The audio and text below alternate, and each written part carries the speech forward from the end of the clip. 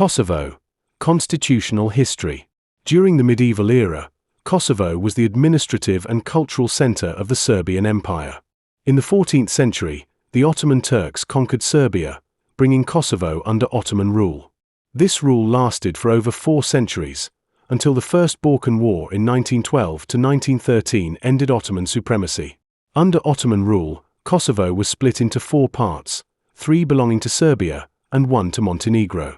Following the First Balkan War, Kosovo was divided among Serbia, Montenegro, and Albania at the Treaty of London in May 1913. Anti-Serbian sentiment was pervasive within Kosovo as the majority of the population were not ethnic Serbs, but instead Albanians. The peace treaties of 1919 to 1920 established a Yugoslav state called the Kingdom of Slovenes, Croats, and Serbs, which was shortly changed to Yugoslavia. The kingdom contained 12 million people, 400,000 of which were Albanian. In contrast, within Kosovo, 64% of the population was Albanian, 3/4 of which were Muslim. Hostilities between Serbs and Albanians in Kosovo re-emerged, and Kosovo requested from the League of Nations that it be united with Albania. The League took no action. Following World War II, Kosovo became an autonomous region of Serbia within the Socialist Federal Republic of Yugoslavia, under Marshal Tito's communist regime. With the passing of the Yugoslav Constitution in 1974, Kosovo gained the status of a socialist autonomous province within Serbia. Tito died in 1980, and tensions between Serbs and ethnic Albanians within Kosovo intensified. In 1981, Albanian students organized protests seeking to make Kosovo a republic within Yugoslavia. The protests intensified into widespread violent riots involving over 20,000 people. During the 1980s, the provincial government in Kosovo began to discriminate against the Serbian population in the province, which escalated into ethnic cleansing. This discrimination caused many Serbs to migrate out of Kosovo. Despite this, communist authorities in Belgrade ignored the Kosovo Serbs, causing more resentment among them.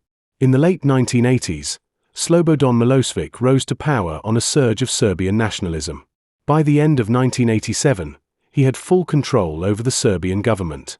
In 1989, Milosevic revoked Kosovo's autonomy, bringing it under direct Belgrade control.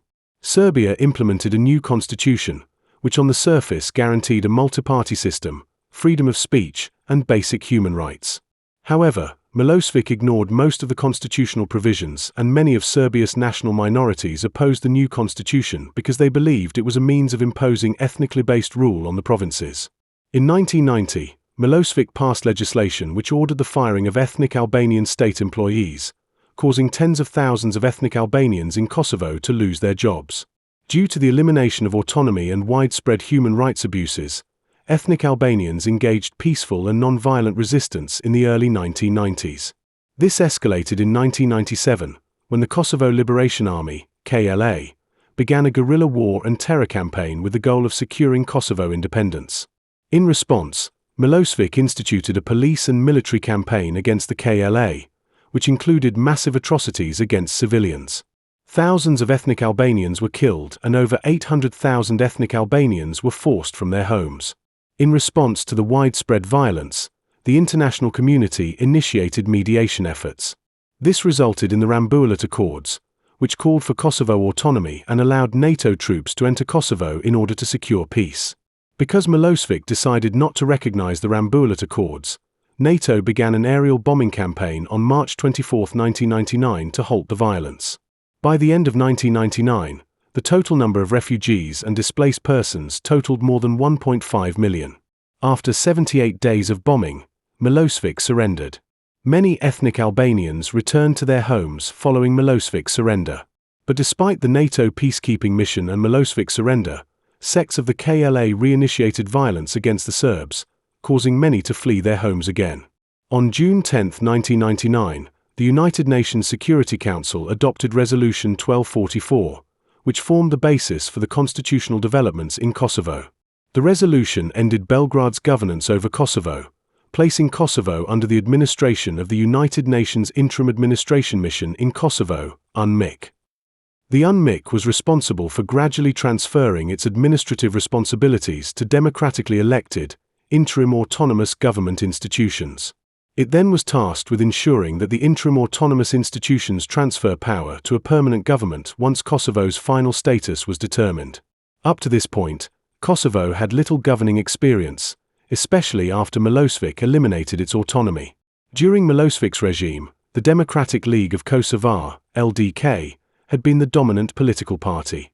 After the war, two additional parties emerged, the Democratic Party of Kosovo, PDK, and the smaller Alliance for the Future of Kosovo, AAK. The PDK evolved from the Kosovo Liberation Army and the AAK consisted of ex-KLA members. In May 2001, the UNMIK created a constitutional framework for provisional self-government in Kosovo. The framework called for a 120-seat legislature, which would elect a president and a prime minister. Of the 120 seats, 20 were reserved for ethnic minorities, including 10 for Serbs. However, the Serbs did not have the power to veto laws passed by the ethnic Albanian majority. During this provisional period, the UNMIK still maintained oversight authority over law enforcement, the judiciary, protection of rights, monetary policy, customs, state-run enterprises, and foreign relations. Moreover, the UNMIK could override any laws that conflicted with Resolution 1244. The first elections after the war took place in November 2001. The LDK won 47 seats, the PDK won 26 seats, and the AAK won 8 seats. Serbian parties won 22 seats. Serbian voter turnout was about 47%. During the second elections in October 2002, the LDK confirmed its status as the leading party. Serbian voter turnout was only approximately 20%, which some have attributed to police intimidation. In March 2004, violent demonstrations erupted in Kosovo, the worst since the end of the Kosovo War in 1999. Kosovo Serbs were targeted in the violence, which resulted in 19 civilian deaths, over 900 injured persons, and over 4,000 displaced Serbs. The UN estimates that tens of thousands participated in the two-day ethnic violence. Kosovo's third set of elections took place on October 24, 2004. It was the first time that Kosovo's own Central Election Commission administered elections in the country. Although the ethnic Albanian turnout was roughly equal to the previous elections, very few Serbs voted as a result of the March 2004 violence. Recent constitutional building process. In November 2005, United Nations Secretary-General Kofi Annan appointed Moti Ahtisaari to lead the Kosovo status process. Ahtisaari held 17 rounds of negotiations between Kosovo and Serbian officials in Vienna over a period of 14 months. Ahtisaari and his team also made 26 expert missions to both capitals. These discussions had the support of the contact group, which included the United States, the United Kingdom, France, Germany, Italy, and Russia. The final report, released on February 2, 2007, included 10 guiding principles, which outlined the broad governing authority and structure of the Kosovo government. The plan represented a compromise between both sides. It contained broad provisions for Kosovo autonomy, including the ability to enter into international agreements and become a member in international organizations. However, the report also constrained Kosovo's sovereignty by allowing for international civilian and military missions and enforcing power-sharing arrangements with minority groups. Russia, a Serbian ally, refused to endorse the proposal because of a lack of Serbian agreement. Because of Russia's rejection of the plan, a troika of representatives from the United States, European Union, and Russia held additional negotiations to reach an agreement. However, the parties were not able to reach an agreement on the final status of Kosovo. Despite the stalemate within the contact group, Kosovo's authorities decided to declare independence in early 2008 as part of a process closely coordinated with the international community. On February 17, 2008, the Kosovo Assembly adopted a declaration of independence, in full accordance with the recommendations of UN Special Envoy Moti Ahtisaari. It pledged to be a democratic republic and accept all the obligations under the Ahtisaari Plan, including the adoption of a new constitution within 120 days. The Kosovo Assembly approved a new constitution in April 2008 and it went into effect on June 15, 2008. Although Kosovo did not become independent until February 2008 and the UN did not approve the Ahtisaari Plan, the constitutional drafting process still began in March 2007. The Ahtisaari Plan called for a constitutional commission to draft a constitution. This commission was to be composed of 21 Kosovar members, 15 members appointed by the President of Kosovo, 3 members appointed by the assembly members holding seats reserved for the Serbs, and 3 members appointed by the assembly members holding seats reserved for other communities that were not in the majority. In the late summer of 2007, subgroups of the commission drafted segments of the constitution. The entire commission submitted drafts and its advisors and international representatives reviewed them. Overall, the constitution was drafted by a small, expert commission coupled with significant involvement by the international community. By the end of 2007, the commission had produced a draft constitution. Many of the provisions were derived from the Ahtisaari Plan. Once Kosovo declared its independence, the constitution was published on a website for public comment. Commission members held public hearings to gather suggestions for improvement. Over 1,000 comments were submitted to the Commission for consideration, some of which were incorporated into the final draft.